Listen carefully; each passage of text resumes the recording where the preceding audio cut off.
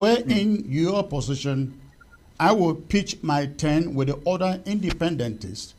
Not fighting against federalists, I will say to them, hey, I don't disagree with you. It is your opinion. It is the way you want to see things, but you are on the cam of Cameroon. Why not go ahead, prevail on Cameroon as much as you can? We will meet on the dialogue table, negotiation table, and maybe we'll put our two options before the people in a referendum to decide. Then for you to go mixed up with them, they don't even agree with you, you don't agree with them, the roads are parallel, you're not meeting anywhere. I think that is what I'm articulating here is the way most people look at it. Let federalists, which were not opposing them, meet with Cameroon and say, Cameroon. Exactly. Yeah, go on, Dennis. We totally, we do not oppose federalists. No. We have said that because independentists are not the only Southern Cameroonians. All Southern Cameroonians are entitled to their own opinion. We have unionists, we have federalists, we have independentists. These are the three trends of thought in the Southern Cameroons. And we say to each other, please have your own opinion, try to convince our people about what you believe in. And we say that because we are not the only Southern Cameroonians, the best way to resolve this thing is to ask our people to speak for themselves. Not for me to impose my own opinion or for you to impose your own, but to allow our people to choose. This is the foundation of a referendum. This is the foundation of a referendum. Now, given that each person will speak for himself, why are you now not aligned with even the other independentists or going to strengthen the number of votes for independence?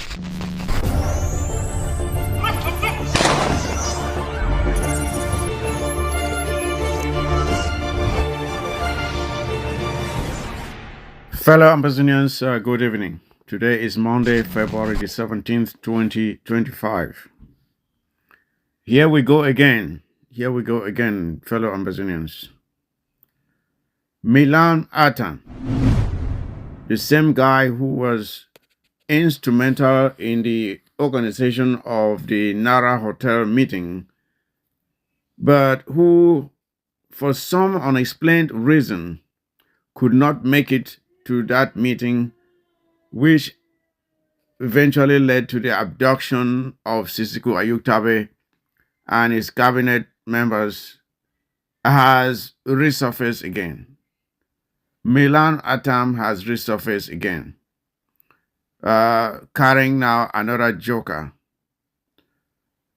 Remember that he has never really explained why he could not make it to the meeting with the rest of Sisiku's cabinet members. For some explained reason, his plane was late.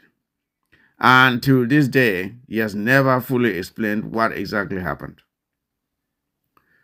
For about 7 years now, we have not heard much from Milan Atam. At this moment when Ambazonians are beginning to come together to put aside their differences and to focus on their main enemy, La République du Cameroun, voila, here comes Milan Atam, again presenting to us what he calls Southern Cameroon's Alliance, whatever that means. And he wants us to believe that this is the new boat that is supposed to take Ambazonians to the promised land. We've seen this movie before. Yes, we have seen this movie before. You remember Capo Daniel just months ago, and I don't even think he's given up on that, also came along bearing yet another promise of what he called Pratt, whatever it is. And he said that was the vehicle that was supposed to take Ambazonians to the promised land. The problem is that this boat that Milan Atam is presenting to us, those who can look closely can see gaping holes on the sides of this boat. There are gaping holes that promise doom to anyone who will jump into it, because when you look at this boat, and despite the fact that Milan Atam wants us to believe that it's the new vehicle that will take us to the promised land, the only potential that this boat has is taking its occupants not to the promised land, but under the ocean. Milan Atam is heard shouting on the deck of his so-called boat, calling Ambazonians, "Oh, come aboard, come aboard. Here comes a boat that will take you to the promised land." But don't be fooled, fellow Ambazonians. Do not be fooled. That is the same call he gave to Sisiku Ayuktabi and his cabinet members, and they were all gathered at Nara Hotel. And we know what happened after that. They were bundled, kept incommunicado, and later clandestinely shipped to La République du Cameroon, where they are still languishing in the jails of La République to this day. We know what happened to them. If you want to end where Sisiku and his cabinet members ended, then you can follow Milan Atam. Let us look at the captains that are in charge of Mr. Milan Atam's new sinking boat. The first group, he calls them Federalists. But fellow Ambazonians, when we hear of people who are Federalists, who are they? Who are Federalists? These are mainly people who are standing on the sidelines, watching as we Ambazonians fight to liberate ourselves. And from time to time, we see them whining and dining with the enemy. You all remember Agbobala, right? Agbobala is one of those that has identified himself as a so-called federalist. But we see him at center stage at every occasion where La République wants to thumb their nose at us, be it at their so-called 20th May or their so-called 11th February. Agbobala Nkongo is right there at center stage with them. These are the individuals that Milan Atam wants us to believe that we can come together with to free ourselves from the very people that Agbo Nkongo Bala is whining and dining with. Then he has another group called pro-independentists, though we don't even know who is in there. But we do see a certain name there, like a name mentioned there as Gideon Assange. Fellow Ambazonians, we have had several meetings, we have had several Zoom meetings, several meetings organized to propagate the freedom of the Southern Cameroon's Ambazonia. I have never seen any individual there called Gideon Assange. So I don't know how he is a pro-independentist when he does not meet with other like-minded comrades in this struggle to propagate or to fight for the independence of the Southern Cameroons. I have never heard this name, Gideon Assange. I'm hearing it for the first time. So where has this guy been that he doesn't? We don't know him in the struggle. So he's not a familiar name, and he has not been known to champion any pro-independence initiative in this struggle.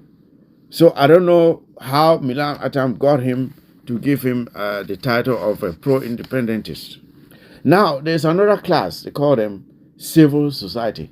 Fellow Ambazonians, each time you hear civil society, know that it is a code name for One Cameroon proponents, because they know that we hate to hear anything about One Cameroon. So they give them a cover. They give them a guise called civil society.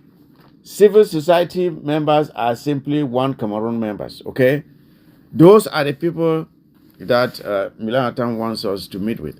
Fellow Ambazonians, these are the people that Mr. Milan Atam wants us to believe that they are the ones to give us our independence.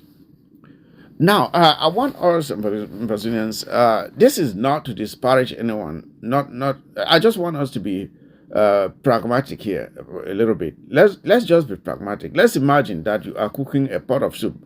Let's call it an okra pot of soup. You have had your okra, you have your egusi, you have your dry fish, meat, crayfish, whatever. You put all these ingredients in the pot of soup, and it is cooking, and you're tasting it for salt and other spices, and the thing is tasting good. Then at some point, you decide now to take a large cup of water and you pour in that soup. You pour in that very soup. And then, as if that's not bad enough, you take another large cup of vinegar and you add in that very pot. Fellow Ambazonians, do you think that soup will still be the same soup you were cooking before? Can you just say that it's the same pot of soup you were cooking? It will now be something else. The taste will be completely different and not good, not in a good way for that matter. That pot will not be good. And that is what Mr. Milan Atam wants us to do. We independentists are fighting to liberate our homeland. And now he's trying to bring a federalist who represent that large cup of water, and one Cameroon proponents who represent that large cup of vinegar. And he wants us to believe that that pot of soup is still the same. It is not. It is not. You see, when you bring in the pro-independentists, then add federalists and unionists, there is nowhere in hell that you will end up with a result that guarantees the independence of the southern Cameroon and Ambazonia. Nowhere. It will not happen. You cannot bring such a group together and achieve independence at the end of it. Because when it comes to voting for a particular option, the pro-independentists will be outvoted. You have already diluted your cause, and the result will no longer be what you anticipated, fellow Ambazonians. It is just simple. It doesn't even need for you to think too much. It's very simple and straightforward. Therefore, Ambazonians, as the saying goes, fool me once, shame on you. But fool me twice, shame on me. Milan Atam has fooled us before by orchestrating the abduction of Sisiko Ayuktabe, which ultimately led to the breakup of the IG. I heard him coming up with a certain write-up against Comrade Chris for calling them out and saying that this and that. Remember, that we have multiple IGs now.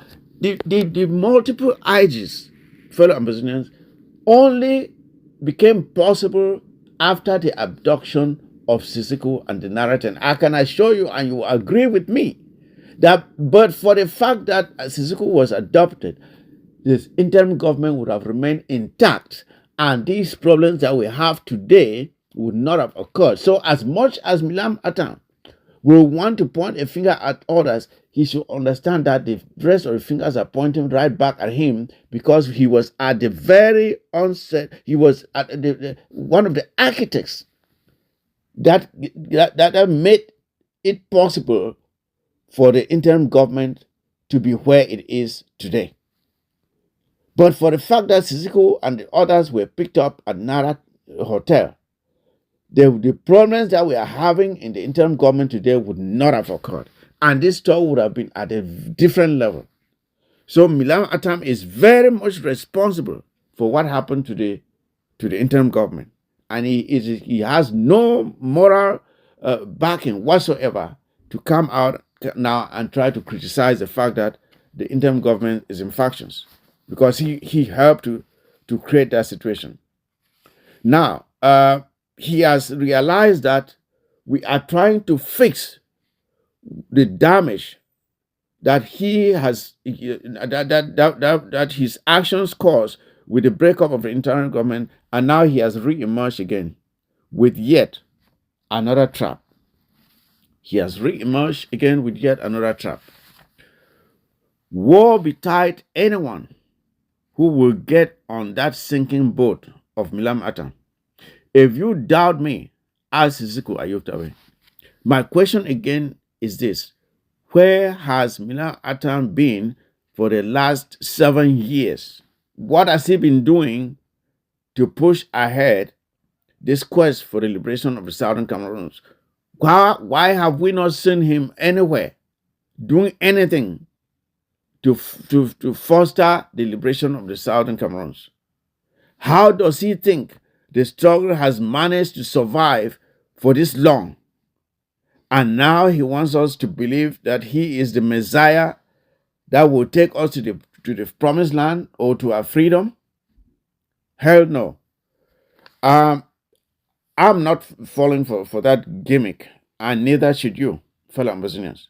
Nobody should fall for this trap this time.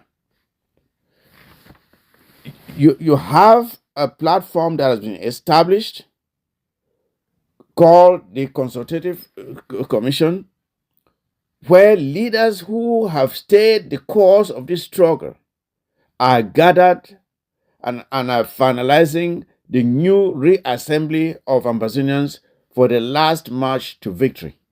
Anyone who is right-minded, whose intentions are pure, should go join the Consultative Commission. Add your voice there, add your ideas. The doors are wide open. Nobody is kept out if your intentions are clean. Join the Consultative Commission so that we are all thinking and strategizing together for the last march to victory. And first of all, by trying to bring Ambazonians back together. Don't be deceived with this new promise of some kind of Southern Cameroon's alliance with individuals whose backgrounds are as murky as you can imagine. And they are only guaranteed to take us back to La République, just as it did to Sissoko and his cabinet. Milan, we will not allow Sissoko's predicament to befall us at this time. No way. That so-called Southern Cameroon's alliance boat has already sunk even before it set sail. And rightly so. Fellow Ambazonians, stay vigilant, because during these last days of our struggle, there will emerge many false prophets calling the name of Ambazonia, but they are wolves in sheep's clothing. Such is this guy called Milan Atam. Keep your distance from him, for these are the monarchs of our time. These are the monarchs of our time, and they're bent on doing the very same thing that the monarch did during his days. So stay focused, stay vigilant, and be able to identify them, even as they try to hide under sheep's clothing. I thank you for listening to this audio, and please share it to enlighten other Ambazonians so that they don't fall for this gimmick. Share it, please. Share. Have a blessed day. Narrative of division that external actors can then use as an excuse to dismiss Ambazonia's claim to independence. Something snaky is unfolding in our struggle for independence, and it is time to blow the whistle. At the beginning of this year, I sounded the alarm, urging Ambazonians to recognize a window of opportunity, a realignment of political events that could favor our cause. The crumbling political structure in Cameroon, coupled with a shift in leadership in the United States, presents, I said, a moment that true patriots would seize. This should have been a time for unity, for consolidating our efforts under the Ambazonia Consultative Commission, a front already in motion to align our independence movement. Instead, we are witnessing the rise of groups and more groups posturing as independence advocates while subtly working to return us to La République du Cameroon's grip. This treachery is not new. We saw it first in the emergence of Capo Daniel and J.J. Asongu's APJ, the so-called Alliance for Peace and Justice, whose manifesto leaves no room for doubt about their intentions. They openly advocate for autonomy within one Cameroon, yet they persist in misleading Ambazonians to believing they stand for independence. They do not.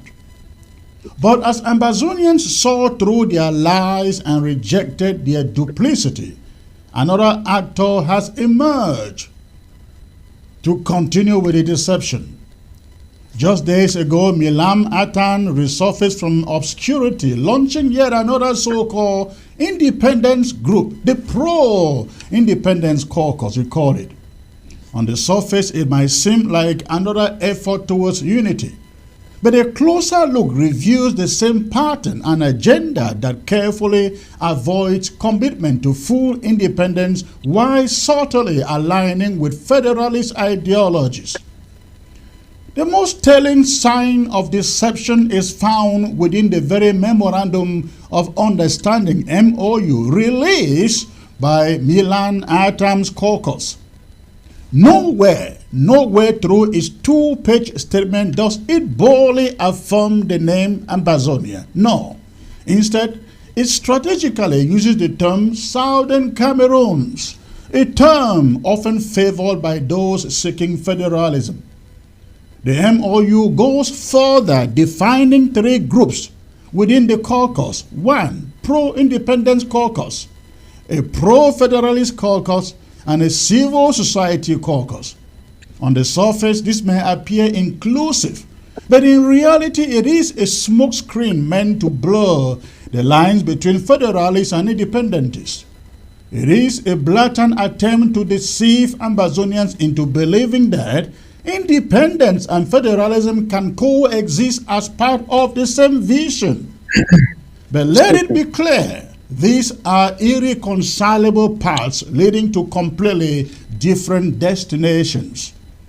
This initiative is not a collaboration front for independence as they want you to believe. It is a calculated maneuver to dilute the struggle. The so-called pro-independence caucus, rather than calling for full separation, frames its objective as an, I quote, self-governance, a coded phrase long used by federalists to mean autonomy within Cameroon. The pro-federalist caucus, on the other hand, openly promote a federal system.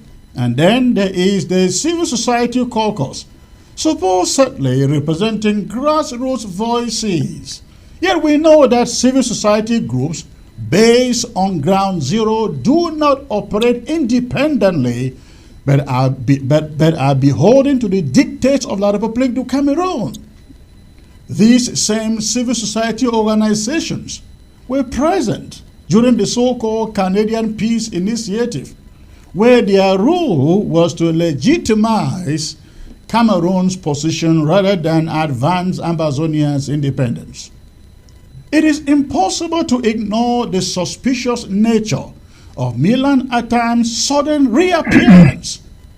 Why the Ambazonia Consultative Commission has successfully brought together nearly all serious pro-independence groups to forge a united direction, Milan has instead chosen to launch an entirely separate initiative filled with ambiguity and contradictions. If his intentions were pure, if he truly sought unity in the spirit of independence, the legal step would have been to align with the ACC. Instead, he has positioned himself at the helm of a new unclear structure, one that serves more to sow confusion than to advance the independence agenda. Milan's track record offers further cause for skepticism. He has long entertained federalist ideas, and there is evidence, including audio recordings, that expose his shifting stance on the independence question. His Southern Cameroon's alliance, which he positions as a strategic facilitator of this so-called collaboration front, is nothing more than a vehicle to create a perception of legitimacy. And yet, crucial questions remain unanswered. Who are the true leaders of this front? Who are the supposed pro-independence forces within it? Who are they? Why is there no clarity on their identities or their commitment to full separation from La République du Cameroon? It is evident that the purpose of this initiative is not unity, but rather to create a distraction, to foster a false narrative of division that external actors can then use as an excuse to dismiss Ambazonia's claim to independence. At a time when we see an opportunity to push our cause forward, these forces of deception are working to manufacture division, or at least the appearance of it, so that the international community can point to disunity among Ambazonians as a justification for inaction. The danger of such schemes cannot be overstated. The enemy is always watching, always looking for signs of weakness, always eager to exploit any cracks within our movement. We must not allow them to succeed. Ambazonians, this is a moment that demands vigilance. We must reject false fronts, parading as unity initiatives. We must stand firm in our conviction that independence and federalism cannot be reconciled. Federalists have the right to pursue their vision for a federal Cameroon, just as we, the true independence movement, are unwavering in our pursuit of absolute sovereignty. But let no one deceive us into believing that these parts can merge into one. No, they cannot and will not. Let this be clear. Ambazonia is non-negotiable. Those who seek to dilute the struggle for their own positioning must be exposed and rejected. We welcome unity, but not deception. We welcome collaboration, but only in the spirit of true independence. If we do not guard the integrity of our cause, we risk waking up one day to find ourselves sold back into the hands of our oppressors. Let us remain vigilant, resolute, and unyielding in our pursuit of a free and independent Southern Cameroon's Ambazonia.